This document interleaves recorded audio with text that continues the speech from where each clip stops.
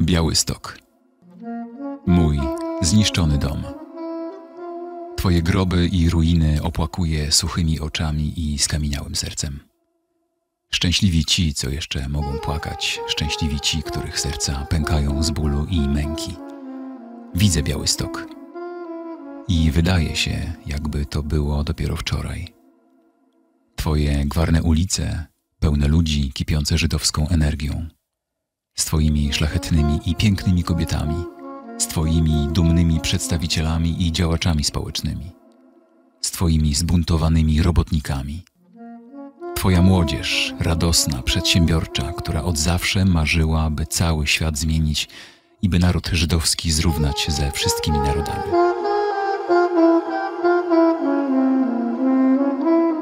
Pani tatuś był białostoczaninem. Pani tatuś walczył w getcie.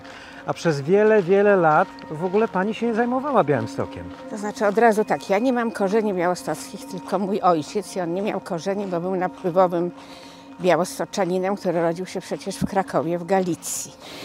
Szymon Dopiór urodził się dobrze, myślę. Urodził się na samym początku XX wieku, w 1902 roku w Krakowie, w Galicji.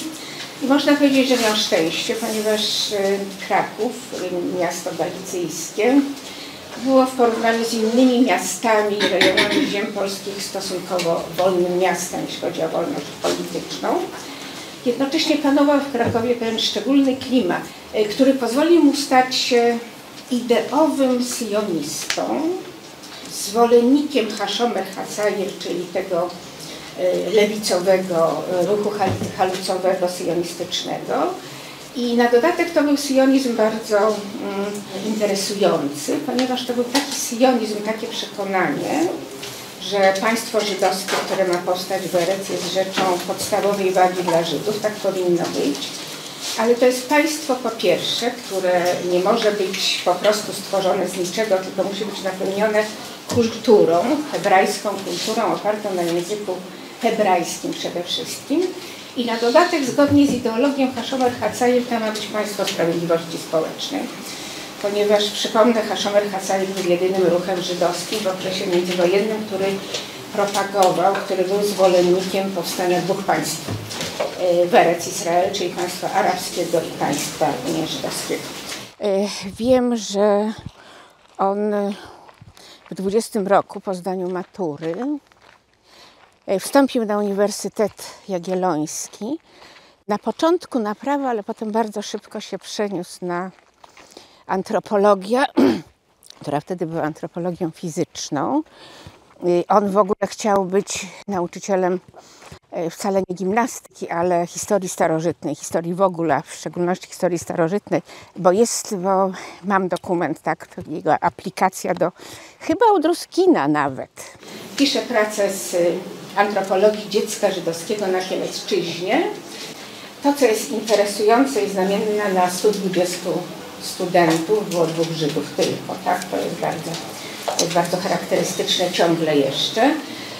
Antropologię fizyczną kończy świetnie, bo ja widziałam, dostałam z archiwum Uniwersytetu Jagiellońskiego stopnie z absolutorium. Są właściwie wszystkie celujące, także zupełnie nadzwyczajnie. I on niewiele opowiada, bo też ja oczywiście nie pytałam, ale to mówił, że jego znany profesor Talko Hrtkiewicz, powiedział mu wprost, że on nie może zostać na uniwersytecie, chociaż jakby się do tego nadaje.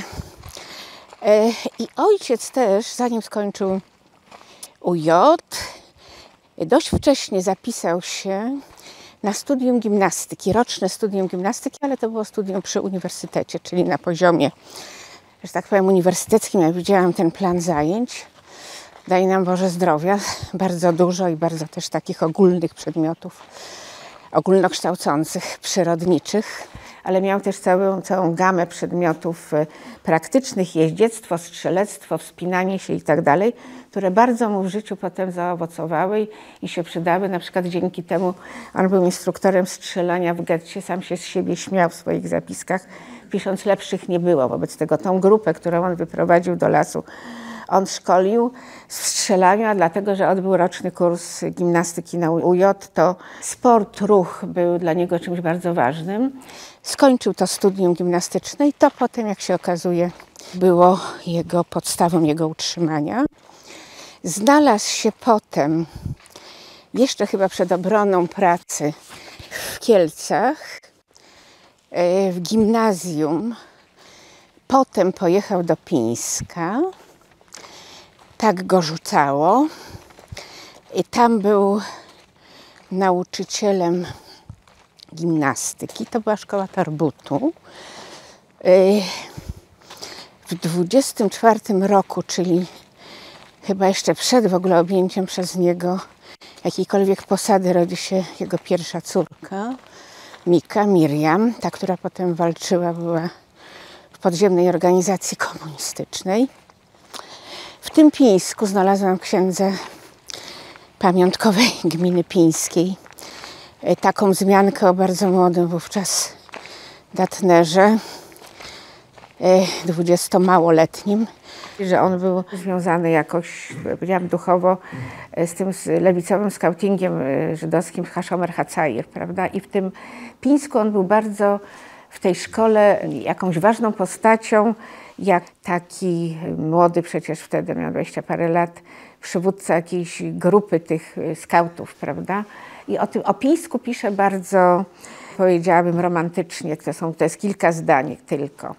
Dlaczego on wylądował w Białymstoku? Dlaczego on z tego Pińska przyjechał do Białegostoku i zaczął uczyć tutaj?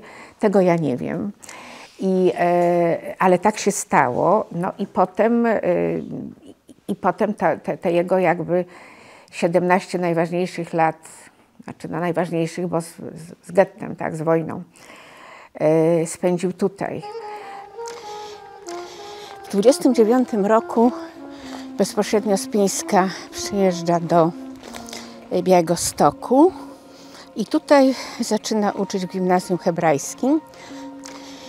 Szymon Datner był nauczycielem głównie gimnastyki w tej szkole, bo też mówił to, ja pamiętam, że nauczycieli historii jest bardzo wielu, a nauczycieli gimnastyki nie. I było ogromne zapotrzebowanie w szkołach żydowskich na nauczycieli gimnastyki. Czyli nie jakiegoś bardzo ważnego przedmiotu, ale ta szkoła, tak, że to było całe jego życie. Gimnazjum hebrajskie to była nazwa własna też, które było czymś zupełnie fenomenalnym też w takim sensie, że nie należało do żadnej sieci. To nie była szkoła Tarbutu, to była szkoła prywatno-społeczna, to znaczy było 3 założycieli, ale potem to funkcjonowało jako szkoła społeczna naprawdę hebrajska. Tam hebrajski był językiem, w którym naprawdę oni się porozumiewali i to miało też taki skutek, że prawie połowa absolwentów tego gimnazjum hebrajskiego przed wojną wyjechała do Palestyny i w ten sposób się uratowała. Była jedyną taką prywatno-społeczną, byśmy powiedzieli, szkołą, gimnazjum, chyba na dobrym bardzo poziomie. I była to szkoła par excellence syjonistyczna z hebrajskim wykładowym. Tak, to znaczy był oczywiście polski, jako przedmiot nauczany przez uwielbianą Frankę Horowitz, z którą on mieszkał w jednym podzielonym mieszkaniu. Pani profesor Franka Horowitz, która była zresztą sekretarzem gminy Judenratu. Więc polski był nauczany, ale językiem wykładowym był hebrajski. Uczono kultury żydowskiej, kultury religijnej. Ojciec mało mówił, także o samym nauczaniu nie mówił, natomiast szkoła przygotowywała duchowo i praktycznie swoich uczniów do wyjazdu do Palestyny. I rozumiem, że kończyli szkołę. Jakaś niemała ich część wyjechała do Palestyny. To miało taki skutek, że po wojnie on z tymi uczniami, którzy wyjechali, utrzymywał niesłychanie żywe kontakty. Oni do niego pisali. Oni go potem, kiedy do Polski można było jakoś przyjeżdżać trochę lepiej, w latach 80. przyjeżdżali, pisali. I Illich zawdzięcza mi informację, że już pod koniec życia Datnera jego uczniowie z gimnazjum hebrajskiego wydali po hebrajsku, przetłumaczyli, znaczy sfinansowali tłumaczenie na hebrajski tej jego bardzo ważnej książeczki Walka i zagłada getta białostockiego. Jego gimnazjum jest świetnie zachowane, jest tam szpital, jest tablica piękna, bo ojciec też był niesłychanie muzykalny. Miał słuch absolutny, co zawsze mi imponowało. Miał słuch absolutny, mój Boże. I on jeszcze jakby na poziomie swojej szkoły średniej uczęszczał do jakiejś szkoły muzycznej, której nie skończył, ale wiem, że potem jak weszli Rosjanie do Białegostoku i to gimnazjum przekształciło się w 10-9-latkę, to on w tej szkole, która najpierw była z językiem jidysz wykładowym, a potem już rosyjskim, był też kierownikiem chóru, do czego miał predyspozycje wrodzone i jednak pewne umiejętności formalne, tak. Fantastycznie śpiewał, to jeszcze pamiętam z dzieciństwa, jak był w dobrym nastroju, takim basem, barytonem. Dattner był bardzo wybitnym esperantystą.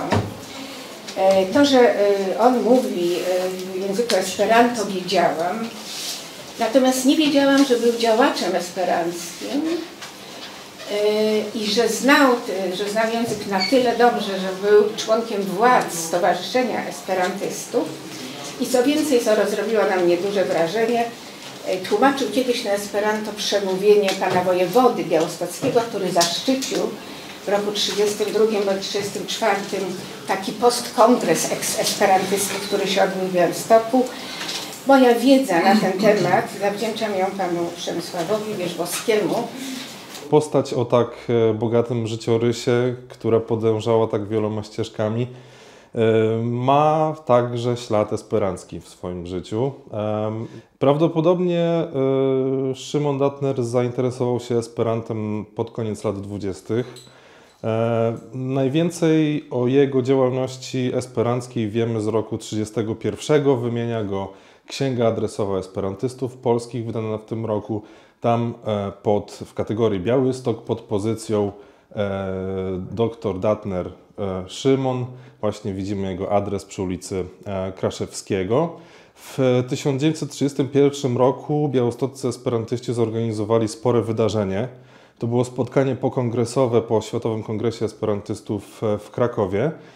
Niektórzy uczestnicy tego kongresu przyjechali właśnie do Białegostoku i tutaj w komitecie organizacyjnym tego sporego wydarzenia był właśnie Szymon Dattner, który tłumaczył przemówienia oficjeli białostockich na język esperanto. Dattner także jest czasami wymieniany w czasopismach esperanckich jako osoba zasiadająca w komisjach egzaminacyjnych języka esperanto. I taka ciekawostka, w 1937 roku odbył się turniej szachowy o Puchar Prezydenta Miasta Białegostoku i sekcja szachowa Towarzystwa Esperanckiego imienia Zamenhofa zajęła w tym turnieju drugie miejsce, a w skład tej drużyny esperanckiej wchodził również Szymon Dattner. Po wojnie w 1947 roku rocznik Światowego Związku Esperantystów wymienia go jako delegata związku na miasto Białystok i to jest koniec właściwie wzmianek o Dattnerze za jego życia. Kilka miesięcy po śmierci Dattnera w Esperantyście Polskim ukazuje się nekrolog i tam wspomniane jest m.in. to, że tak niewiele jako esperantyści wiedzieliśmy o Szymonie Dattnerze.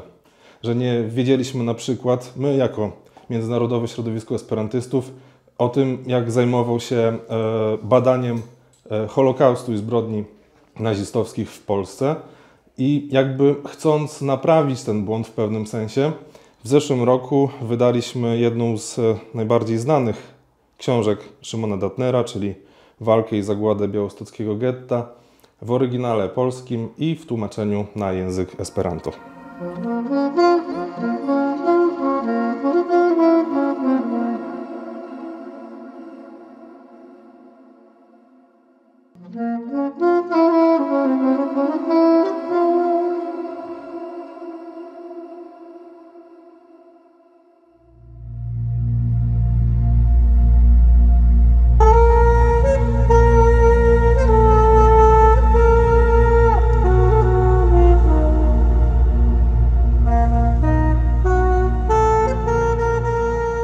Gdzie jesteś?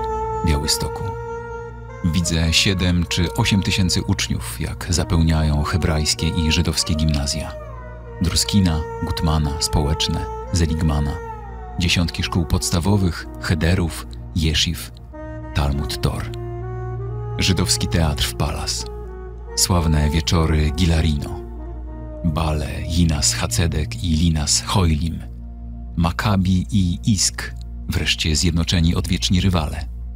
Oddział Straży Pożarnej Boso, aktywnie działające partie polityczne różnych kierunków, syjoniści, komuniści, bundowcy, folkiści, agudowcy, wizo i bezpartyjni. Tętniąca życiem gmina żydowska z jej burzliwymi posiedzeniami, namiastka żydowskiego państwa we wszystkich szczegółach. Żydowskie gazety bogate w treści i wielobarwne, Dosnaje Lebn i Bialystoker Express. Białostockie Stowarzyszenie Esperantystów, różnego rodzaju organizacje społeczne, stowarzyszenia rzemieślnicze, kupieckie, pracownicy handlu, właściciele domów, przemysłowcy, białostoccy muzycy, kantorzy, malarze i grawerzy, białostoccy rabini, lekarze, adwokaci i nauczyciele. Gdzie jesteś, Białegostoku? Miasto 50 tysięcy Żydów, z których każdy bez wyjątku był całym światem przenoszącym góry. Białystok. Mój zniszczony dom.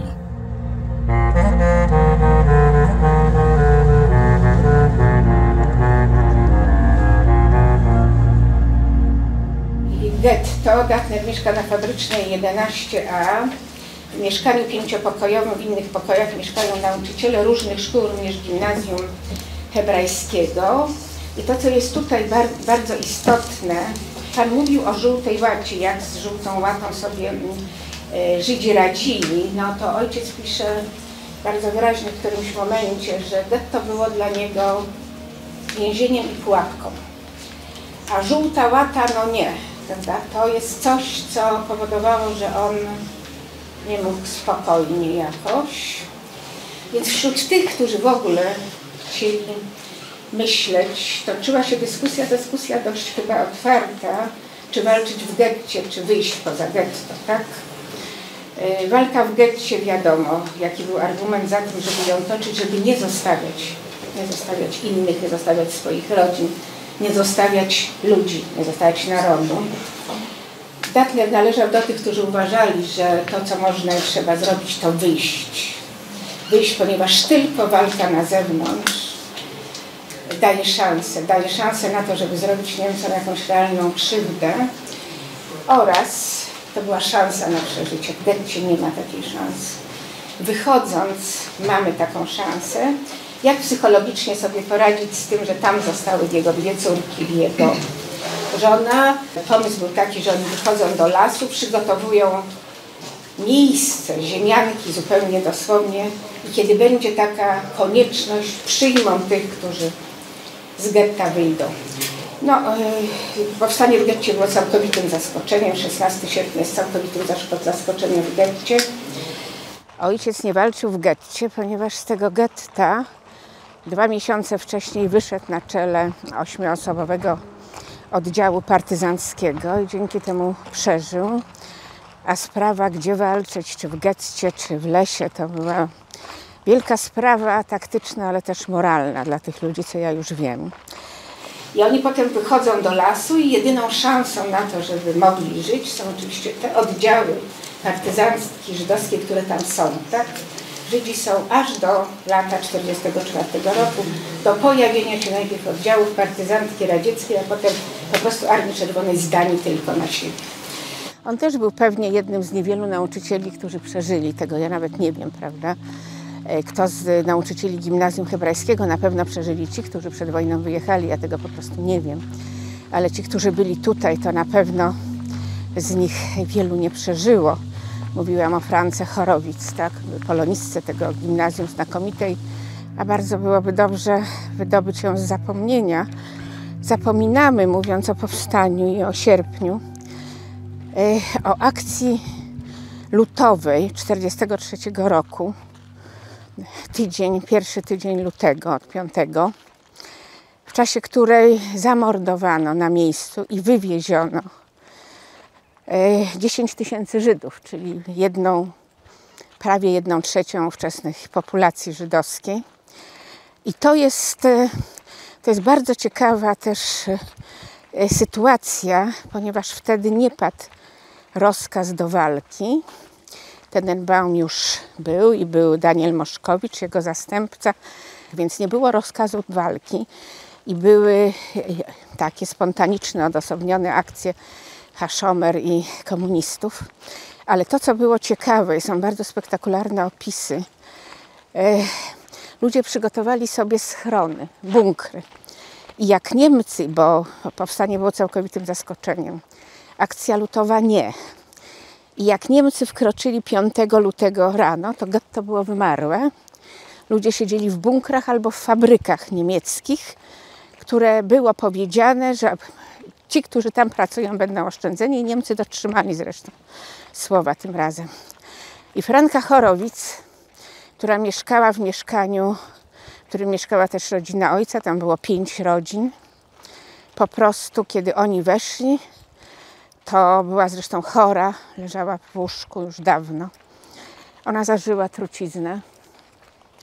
I jak Niemcy odstąpili, po prostu o 17 czy o którejś wychodzili z getta, odpoczywali, żeby się następnego dnia zjawić, to jak odwołano ten alert na ten dzień, to wrócili mieszkańcy na górę, tak, z bunkrów, albo jak ojciec z fabryki Stefena. No i pani Franka Chorowic była umierająca. I jest opis jej pogrzebu, tak, to był manifestacyjny, wielki pogrzeb człowieka, do którego miano szacunek.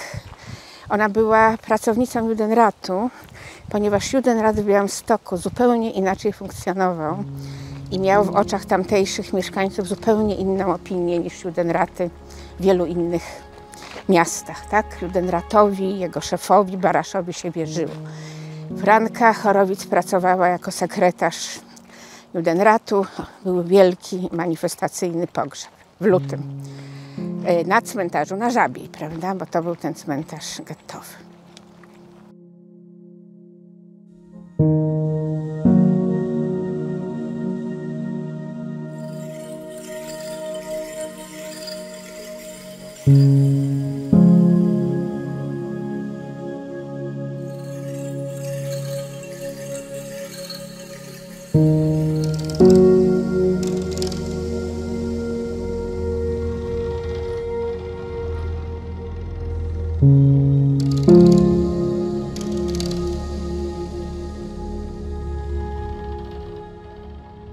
Jak był na Cyprze internowany przez Anglików, no tam się krzywda nie działa, tak, no nikt nie ginął na Cyprze, natomiast Anglicy wypuszczali tych internowanych Żydów, wypuszczali małymi bardzo grupami i ojciec nie mógł tego zdzierżyć, on uciekł z tego, udała się ta ucieczka, tak.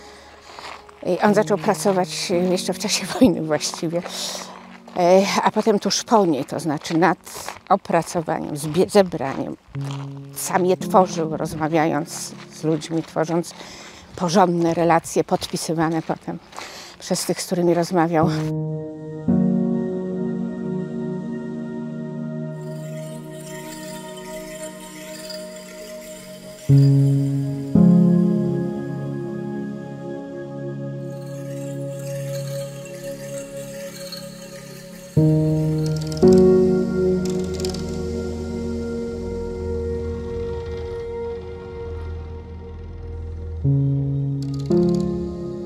Gdzie jesteś, Białegostoku?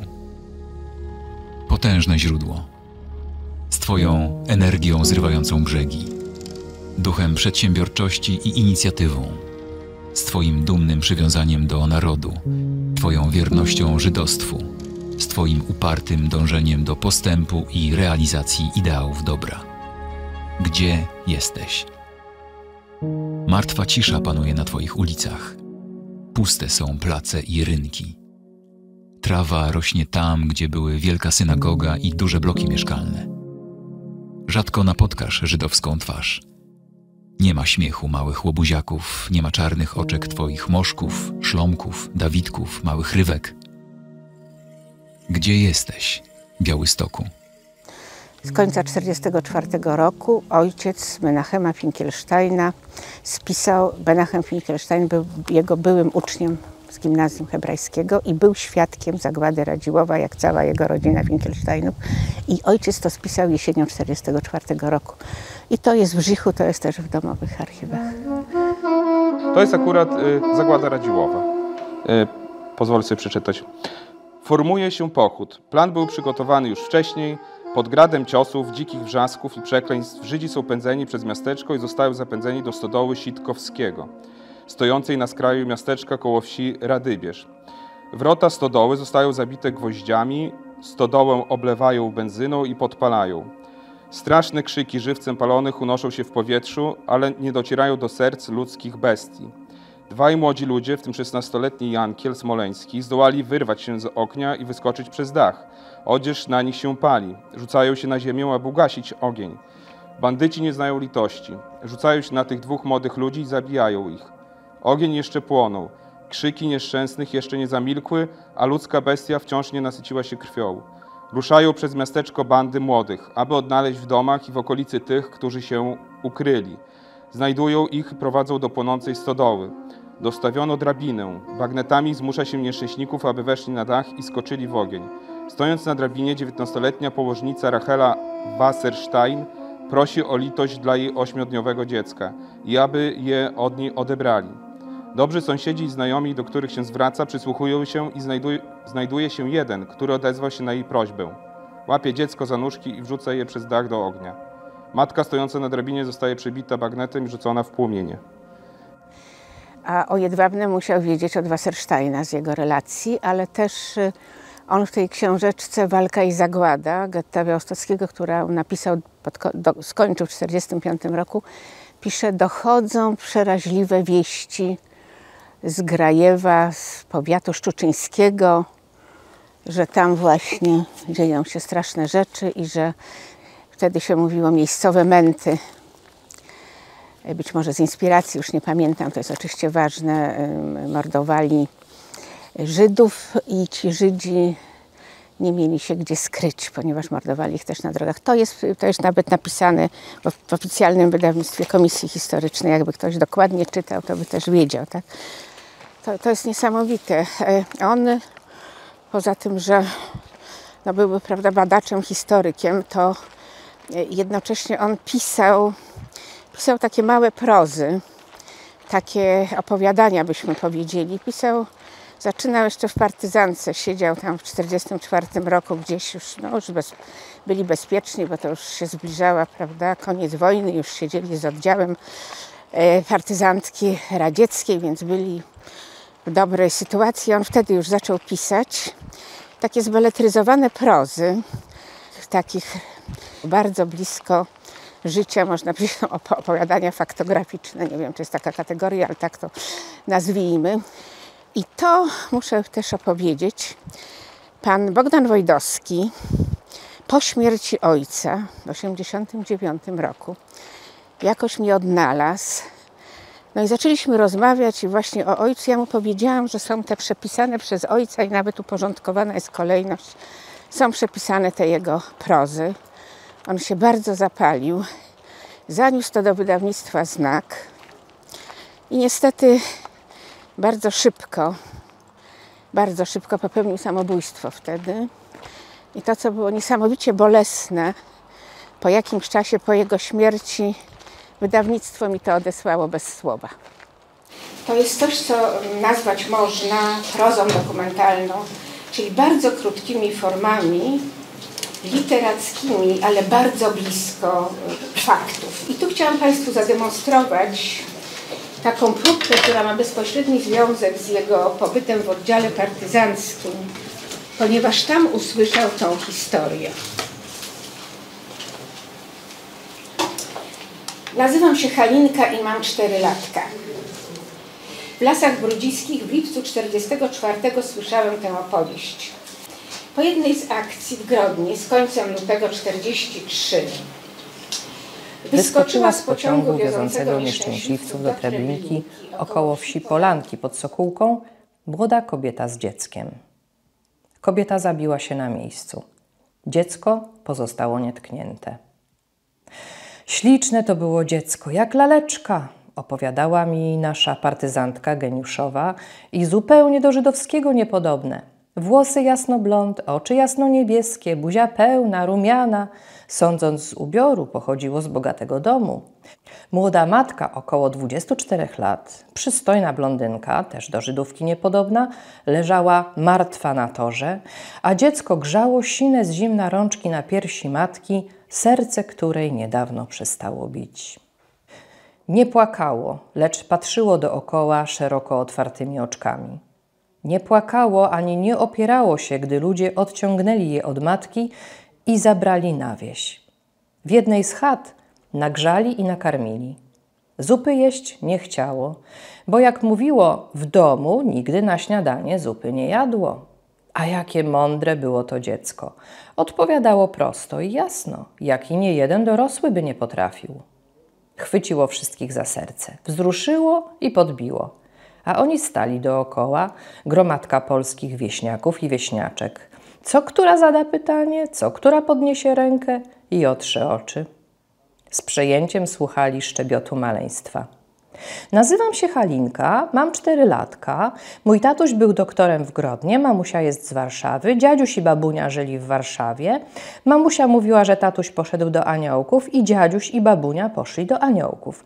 W pociągu mamusia mówiła, że mamusia i Halinka niedługo pójdą do aniołków i że będą już zawsze razem z tatusiem, dziadziusiem i babunią. Mamusia jest już u aniołków, Halinka jeszcze nie.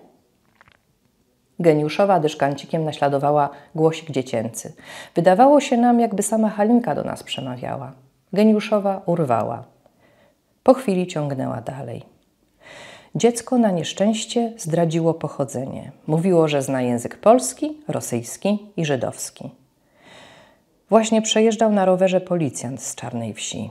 Dowiedział się o wszystkim, pojechał i zameldował żandarmerii. Przyjechało 6 żandarmów ze Starej Rozedranki, kazali wykopać dół za jedną z chat. Wrzucili do niej zwłoki kobiety, poprzednio odarłszy ją z cennego futra i odzienia. Znaleźli też u niej pieniądze zaszyte w bieliźnie. Potem kazali włożyć dziecko do tego dołu i zastrzelili. Zaraz kazali zakopać. Tu nagle geniuszowa urwała i zakryła twarz. Zrozumiałem, że jeszcze nie wszystko powiedziała. Nalegałem.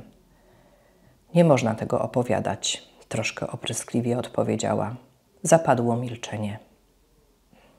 Cóż tam było jeszcze okropniejsze nad to, co było opowiedziane? Nagle przez mózg przeszło, jak błyskawica, wspomnienie Popówki i Sokołdy. Słuchajcie, przysunąłem się blisko do Starej. Rozmowa potoczyła się odtąd szeptem. Dziecko zakopali żywe? Ledwo dostrzegalnie skinęła głową. Ludzie stali z daleka. Niemcy nie dopuszczali nikogo do grobu. Kobiety szlochały, mężczyźni milczeli. Tylko chłop, jeden, który niósł dziecko i do grobu wraz z matką włożył, on widział wszystko. On i grób zasypał, musiał przecież, zmusili go do tego. Ale co on winien? Urwała znowu. A tak w chacie prosiłam żandarma, ciągnęła po chwili, by mi dziecko zostawili i że wychowam jak swoje.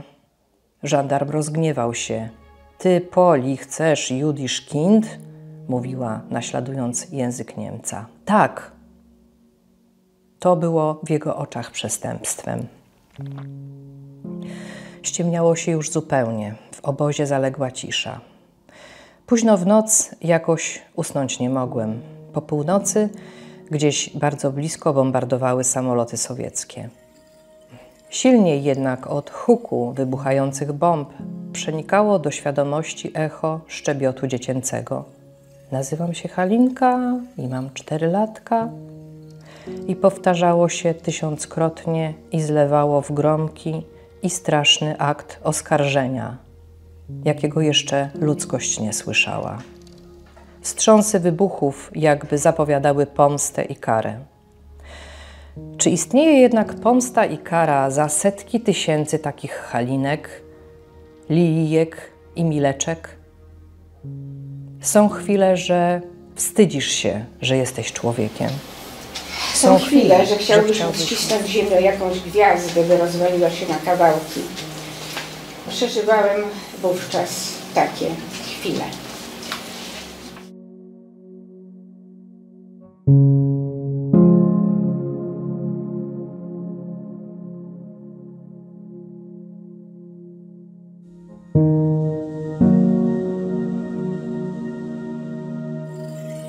Ojciec prowadził z Friedlem w więzieniu białostockim, a potem warszawskim 49-51 rozmowy, które potem spisał.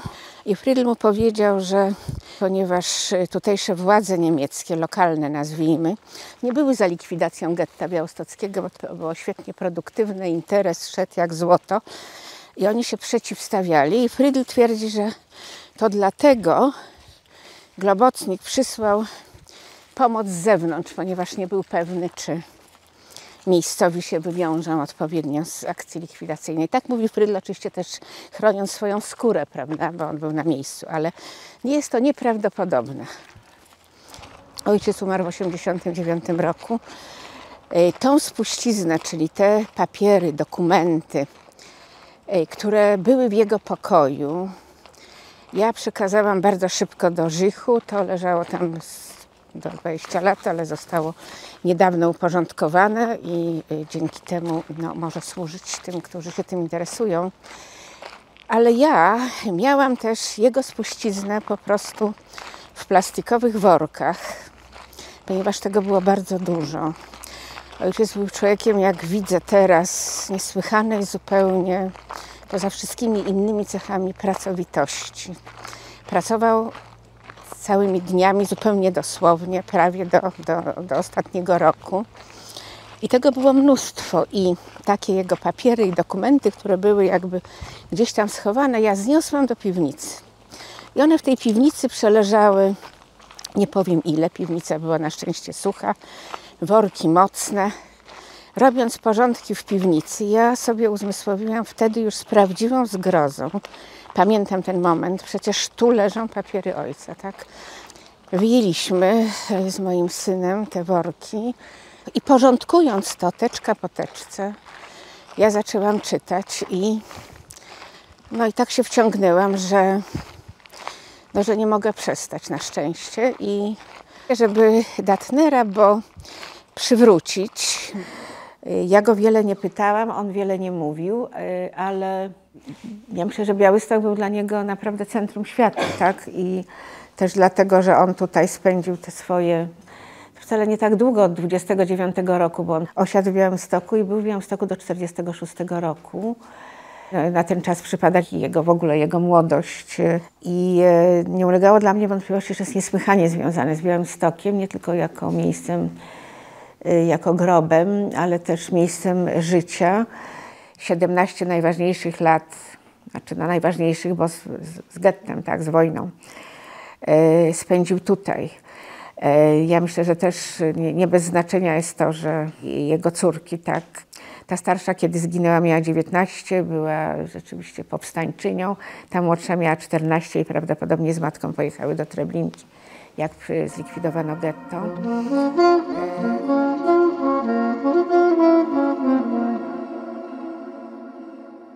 Gdzie jesteście, żydowskie gminy Łomży, Zambrowa, Ostrołęki, Wysokiego Mazowieckiego, Nuru, Drohiczyna, Grodna, Wołkowyska, Augustowa, Próżany, Hajnówki, Milejczyc, Kleszczel, Bielska, Narewki, Białowieży, Ostrowa, Zarębów Kościelnych, Gródka, Świsłoczy, Wasilkowa, Supraśla, Choroszczy, Sokołów, Sokółki, Krynek, Kuźnicy, Brzostowicy, Zabłudowa, Rutek, Orli, Bociek, Sokołowa, Tykocina, Kolna, Wizny, Knyszyna, Suchowoli, Jasionówki, Grajewa, Goniądza, Trzciannego, Korycina, Janowa, i jeszcze dziesiątek kwitnących do niedawna żydowskich osiedli.